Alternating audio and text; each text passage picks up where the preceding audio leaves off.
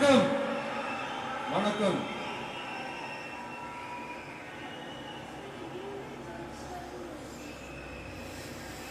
கதறல் சத்தம் எப்படி இருக்கு?